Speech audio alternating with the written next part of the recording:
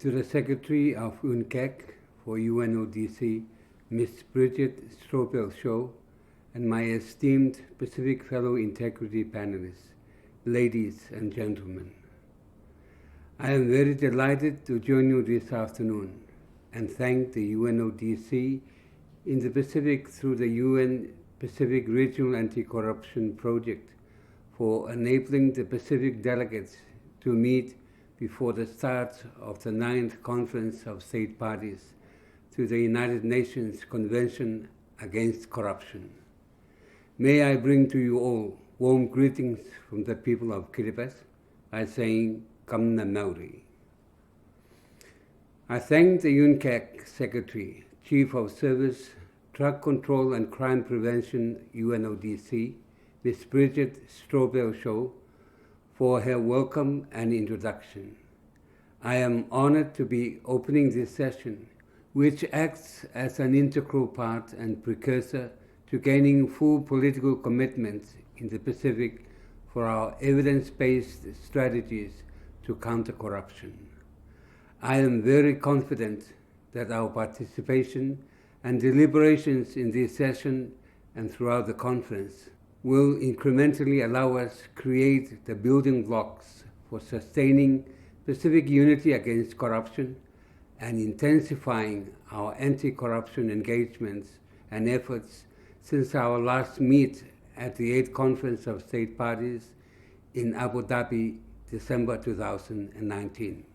In recognizing that we are more effective when we work together with common goals, our Pacific pathway against corruption has been sealed and defined in February 2020 during a Pacific Leaders Regional Anti-Corruption Conference hosted by Kiribati, when the Kingdom of Tonga became the last country to ratify and accede to UNCAC. In this very historic and first ever such conference in the Pacific, organized under the theme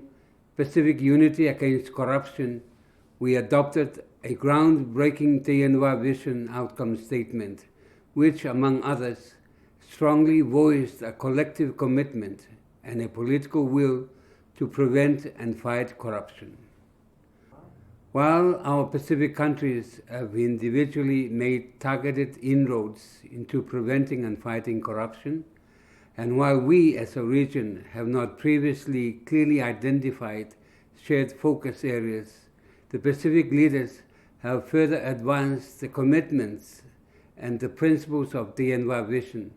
by endorsing at the special session of the UN General Assembly Against Corruption, UNCAC, a political declaration to invigorate our anti-corruption commitments firmly anchored on UNCAC, reaffirm our commitment to end impunity for corruption offenses, shape the global anti-corruption agenda on how to prevent and fight corruption, and strengthen international cooperation going forwards. Resonating from the TNWA vision in February 2020 and the political declaration at the UNCAC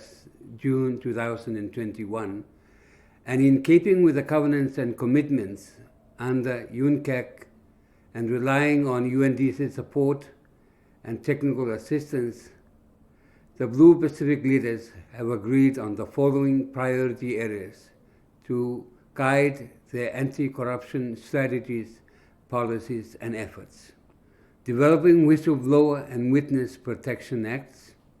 combating money laundering, development and implementation of national anti-corruption strategies, criminalizing illicit enrichment, promoting and strengthening right to information, strengthening independence and funding of integrity agencies and anti-corruption institutions, lifting bank secrecy, confiscating proceeds of corruption, trading in influence and bribery of national public officials,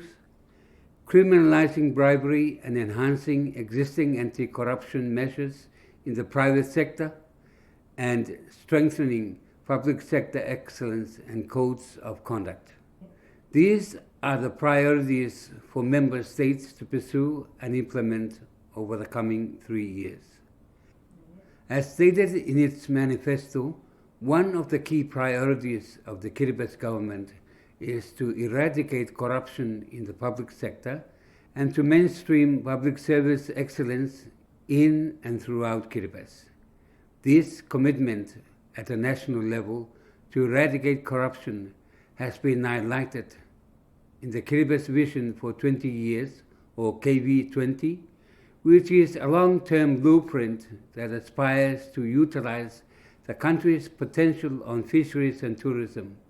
to improve the economic and social well-being of the people. Another goal of this vision under the governance pillar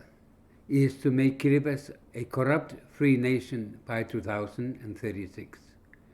Ladies and gentlemen, Kiribati under the current government has achieved great milestones in combating and preventing corruption at a national, regional, and global levels. I am very happy to report that we have the National Anti-Corruption Strategy Plan 2016 and 2020 already in place, with a rate of completion of key activities estimated at 80%. The establishment of the Leadership Commission, the strengthening of the national anti-corruption institutions, the empowerment of civil society groups, especially the youth, and the intensive public awareness promotional activities have made indelible marks and impacts on the people to know, understand, and eliminate corruption. Regionally, Kiribati has played a leading role to bring together Pacific leaders to discuss, agree, and deliberate on ways to prevent and fight corruption. As already mentioned, the UNWA vision, a major outcome of this regional meeting, has not only provided a regional pathway against corruption, but has also received global acceptance at a special session of the United Nations to shape and contribute to global efforts to fight and prevent corruption. Indirectly, but importantly, by sponsoring and co-sponsoring the Small Island Developing States resolutions in 2017, 2019, and if accepted in 2021, Kiribati has and will continue to play a significant role at a global level to fight and eliminate corruption. Lastly, we know that combating, preventing, and eliminating corruption is not the sole responsibility of the government. The political will alone is not enough unless there is strong backup from key stakeholders and relevant partners from the public and the private sectors, as well as society as a whole. We cannot achieve Pacific unity against corruption unless we have commonly shared goals and strategies, which in turn can only happen when we commit to frank and honest discussions and remain true to our trust as one Pacific family and community. In closing, I pray that God will bless and protect us and also bestow upon us the Kiribati traditional blessings of Te Mauri, Te Roi, or Te Tapumoa.